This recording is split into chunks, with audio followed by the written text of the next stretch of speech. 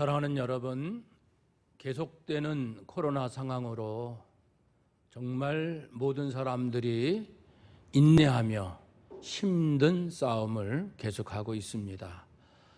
그렇지만 하나님을 믿는 성도들에게 하나님께서는 끊임없이 새 힘과 소망을 주십니다.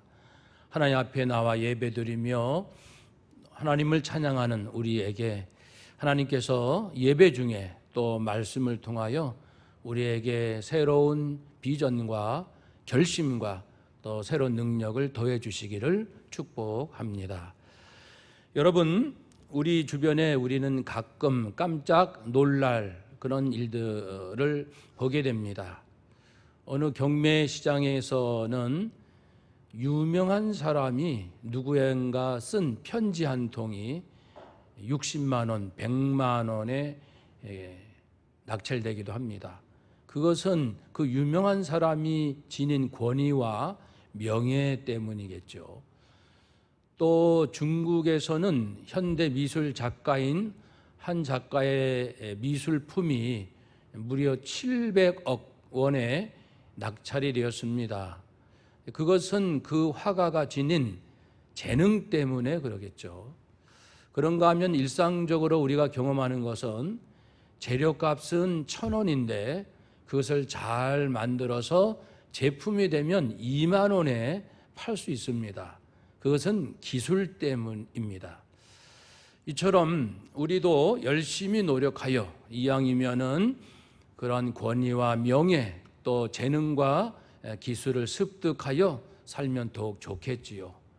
그런데 우리 성도에게는 그런 것들과는 비교할 수 없는 놀라운 선물이 주어졌습니다. 그것을 성경에서는 은혜라고 표현합니다. 하나님께서 우리에게 주신 은혜, 즉 선물은 바로 예수 그리스도를 주신 것입니다.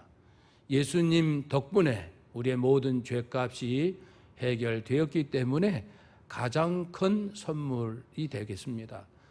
그리고 예수님은 또한 우리에게 선물, 즉 은혜를 주셨는데 바로 오늘 말씀의 주제인 성령님을 보내주신 것입니다.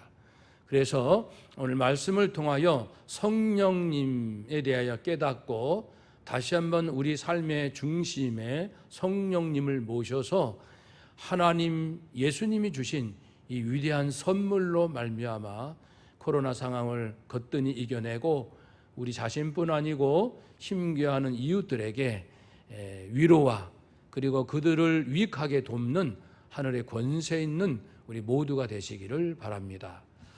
복음서에 보면 예수님께서 성령님을 보내주시겠다라는 예언의 말씀을 여러 번 하셨습니다.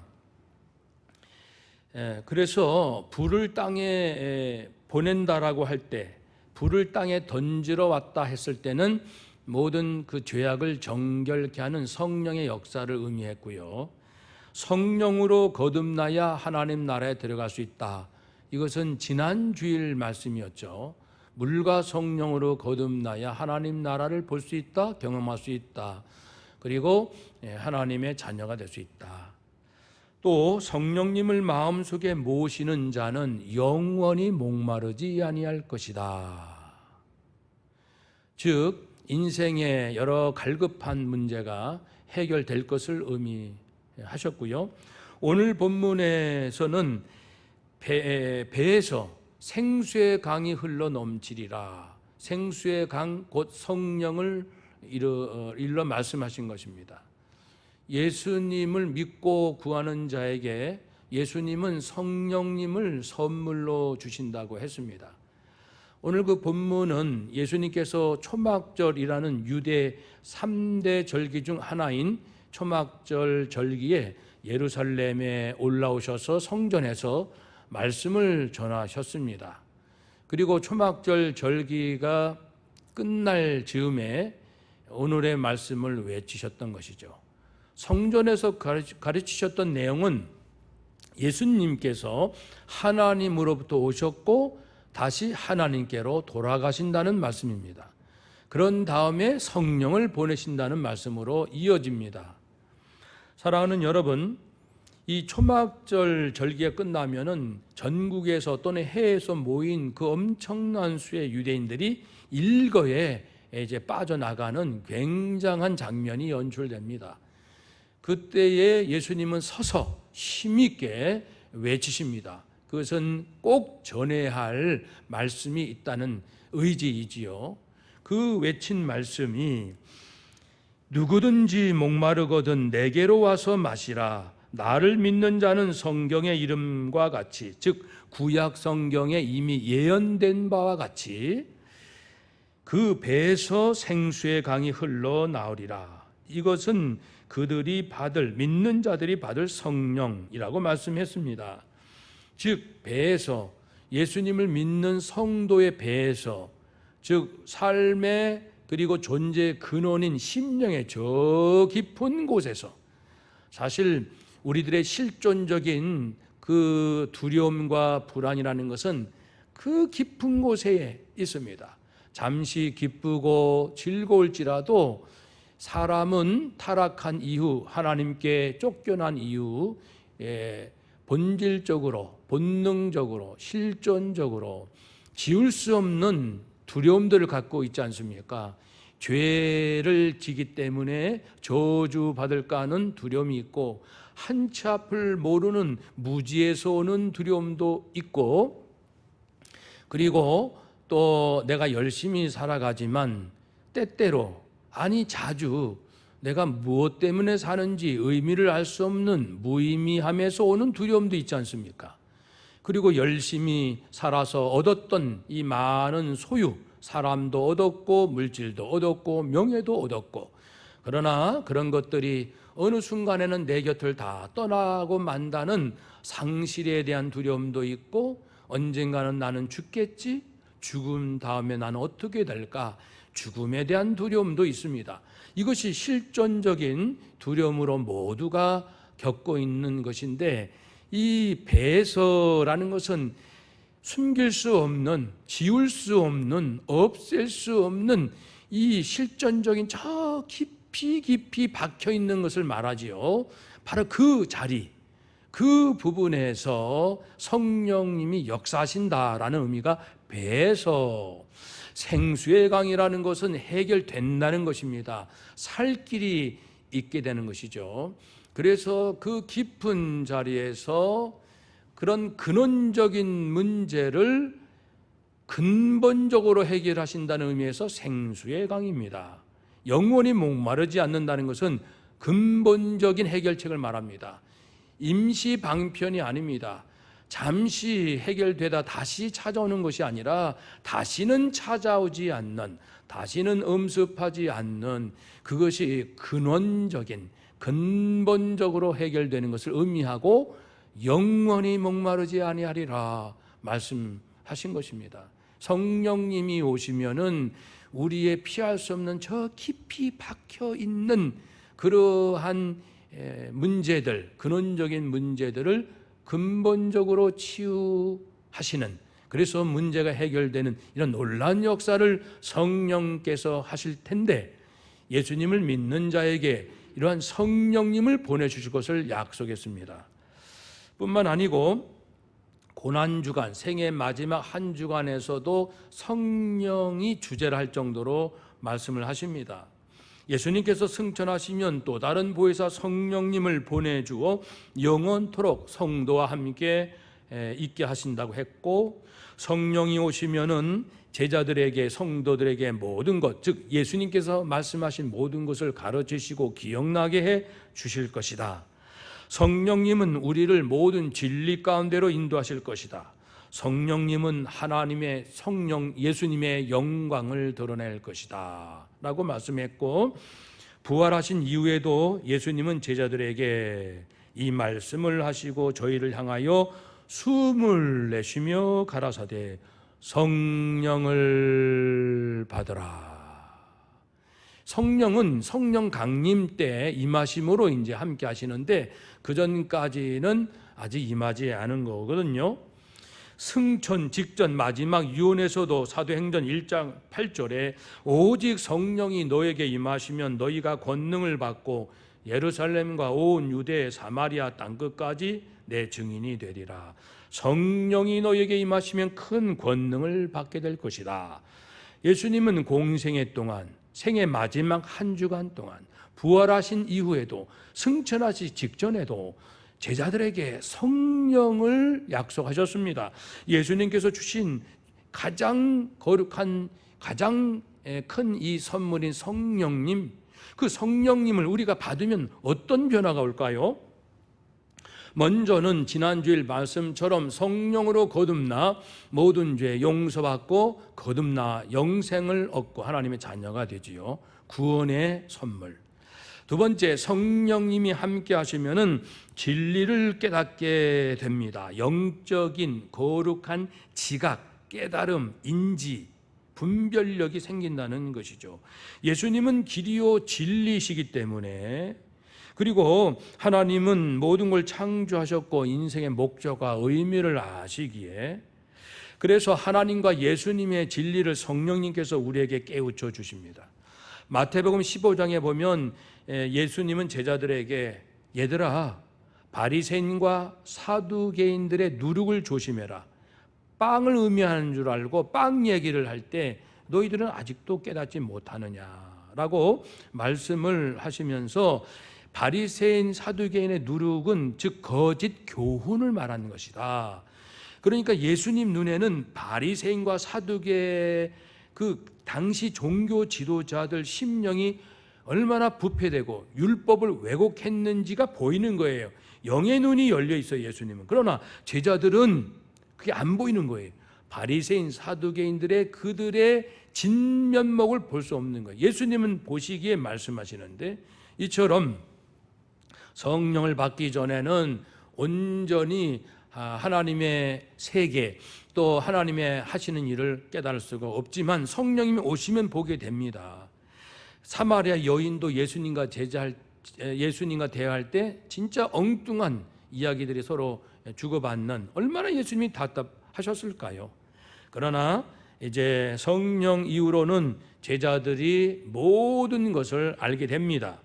베드로가 성령 받은 이후에 구약의 의미를 알게 되고 예수님을 명확하게 알게 되자 온 힘을 다하여 예수 구원, 예수 진리를 증거하지 않습니까? 성령님이 우리에게 오셔야, 성령님이 나를 도와주실 때만이 성경을 써도, 성경을 읽어도, 성경을 암송해도 그것이 무슨 의미인지를 깨달아 알게 된다는 뜻입니다. 또한 이제 성령님께서 우리에게 주시는 그 선물은 거룩한 성품입니다. 예수님의 성품을 본받도록 하시는 거죠. 우리가 알고 있는 이 심리적인 이 고통들은 우리가 전에도 말씀을 나눴지만, 실망.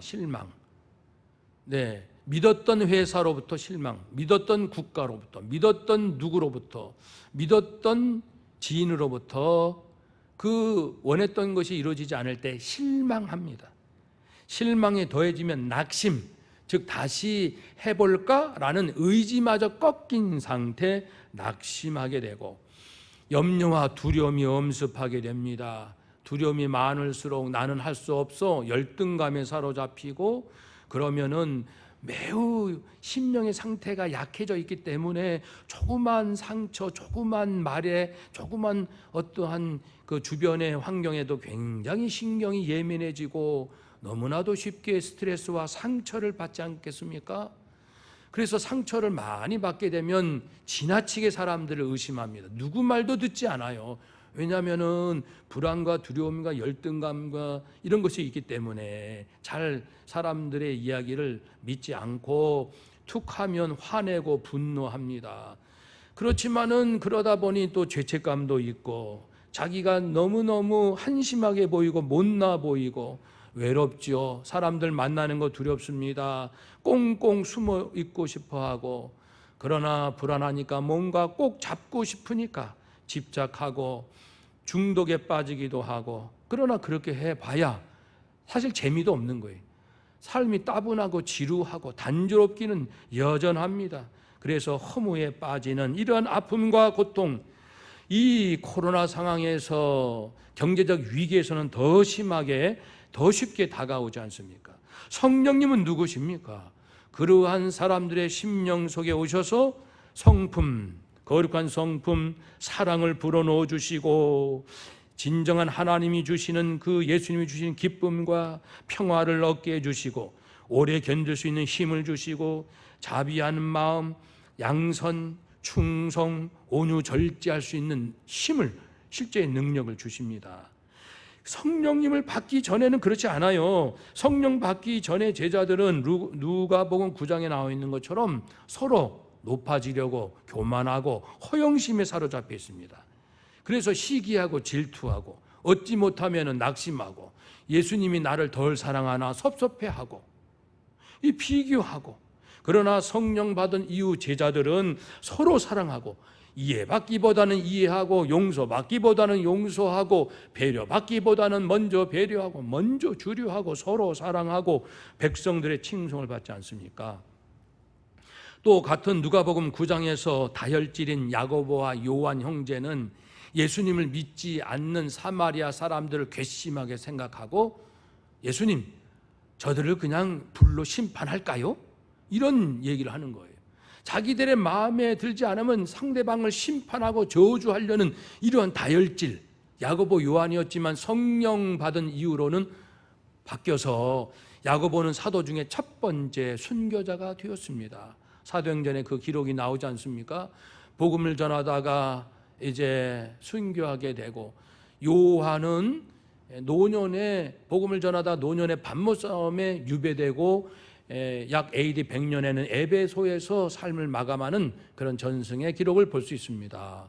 사랑하는 여러분, 성령 받지 않으면 우리의 성품은 너무나도 이기적이고 다른 사람 비판, 판단, 정죄하는 데 앞서고 그것을 아주 재미있어하고 사람을 살리기보다는 죽이려 하고 이런 악한, 이 뿌리 깊은 악한 본성, 악한 성품으로 살아가지만 성령이 함께 하시면은 특별히 그 사랑, 예수 십자가 사랑의 맛을 봄으로써 사람들의 심령이 놀랍게 변화되지 않습니까? 또한 성령님이 우리와 함께 하시면 능력이 임합니다. 할 수 없어요, 못해요, 자신 없어요 라고 하는 사람이 할 수 있게 되고 하고 더 잘하게 되고, 이렇게 해서 감당할 사명을 감당할 은사, 재능, 능력을, 실제적인 능력을 부여해 주시는, 말로만 하는 게 아닙니다. 성도는 말로 할 수 있어요가 아니고 실제로 해야 됩니다. 실제로 감당해야 되고 실제로 해내야 합니다. 그런 능력을 성령님이 주십니다. 말씀의 능력도 주시고 방언의 능력, 통변의 능력, 병고침의 능력, 구제, 봉사의 능력, 헌신을 기쁘게 할 수 있는 능력, 각자의 직업에 따른 여러 가지 재능들도 다 주십니다. 물론 재능, 은사보다 더 중요한 것은 성품이라는 것을 꼭 기억하셔야 됩니다. 사실 4차 산업혁명이 안 와도 괜찮아요. 지금 이 정도 과학기술로 살아도 아무 문제 없이 잘 살 수 있어요. 행복하게 살 수 있습니다. 더 좋은 제품 안 나와도 됩니다. 더 많은 곳 여행 가지 않아도 돼요. 지금 정도만 해도 얼마든지 행복합니다. 그러나 성품이 올바르지 못하면 가정도 지옥입니다. 사랑이 없으면은 누구를 만나도 인생이 재미가 없어요. 아무리 화려한 인생을 그런 물질을 누려도 즐겁지 않습니다. 지금보다 과학, 기술, 재능 뛰어나지 않아도 괜찮아요. 그렇지만 사랑 없이는 한순간도 살 수 없습니다. 왜 그럴까요? 하나님께서 우리에게 주신 것은 주의 형상, 무엇보다 성품을 주셨습니다. 그래서 이 거룩한 성품 없이는 능력이 많이 있다 한들 우리의 삶에 별 의미는 없습니다. 그러나 어쨌든 성령님은 우리에게 사명 감당할 실제적인 능력도 꼭 주십니다. 안 주시고 어떻게 사명 감당합니까? 그럴 뿐이 아니십니다. 이처럼 성령님을 예수님은 선물로 주셨잖아요. 그래서 믿음 주셔서 영원한 생명 얻게 되었죠. 그리고 진리를 계속 깨닫고 깨닫는, 그래서 삶의 방향을 점점 뚜렷하게 알게 되지요. 거룩한 성품을 주셔서 이제는 사람 탓, 환경 탓, 부모 탓, 가문 탓, 성격 탓, 누구 탓하지 아니하고 이제 모든 사람 더 사랑하고 싶고 더 주고 싶고 섬기고 싶고 이해하고 싶고 사람들을 이해하는 즐거움이 있어요. 그 놀라운 기쁨입니다. 이해를 받으려고 하는 사람은 몰라요. 정말 그 사람을 이해하고 공감하고 긍휼히 여기고자 하는 마음은요, 굉장한 기쁨과 감사가 넘치거든요. 이런 거룩한 성품도 받게 되고 능력도 받게 됩니다. 그러니까 예수님은 우리에게 성령님을 주셔서 우리 인생의 가장 중요한 것들을 주고자 하셨습니다. 그럼 이러한 성령님이 구약에는 없었나요? 구약 시대에도 있었지만 다르죠. 신약하고는. 구약에서는 외적으로 성령이 임하시면 외적인 일들을 하는 정도지만 이 신약에서는 성령을 받으면 이 속 마음의 깊은 곳에 성령님이 함께 하시고요. 구약에서는 몇 사람 소수 특정한 사람에게만 임하지만 왕, 제사장, 선지자. 그러나 신약에서는 모든 성도에게 임하시지 않습니까? 구약에서는 이제 한번 성령이 임했다가 떠나시기도 하지만 신약에서는 우리에게는 성령님이 영원히 함께 하신다고 했습니다. 구약에서는 성령님을 조금 주시지만 이 신약에서는 모든 성도에게 성령님을 물붓듯이 부어주신다.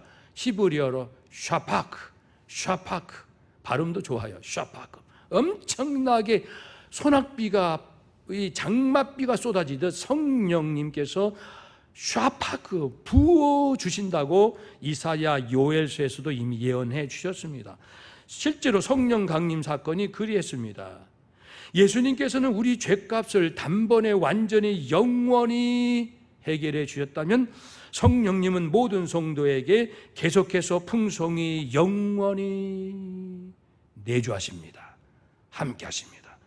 예수님은 우리의 더럽고 추한 죄를 단번에 완전히 영원히 없애셨다면 그 없앤 그 자리에 성령님은 계속해서 풍성히 영원히 거주하시는 거예요.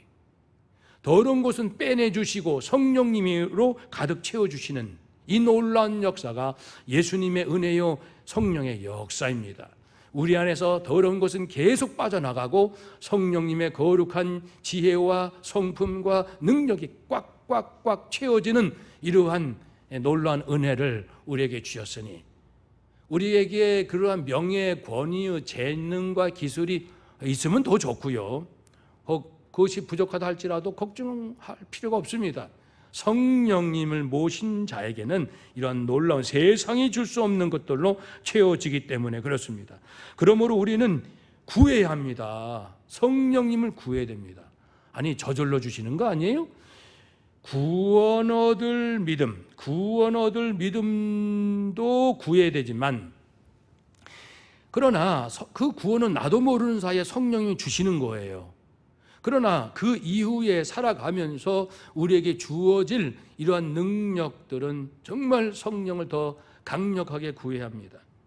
누가복음 11장 13절 말씀, 예수님께서 말씀하시기를 너희가 악할지라도 좋은 것을 자식에게 줄 알거든 하물며 너희 하늘 아버지께서 구하는 자에게 누구를?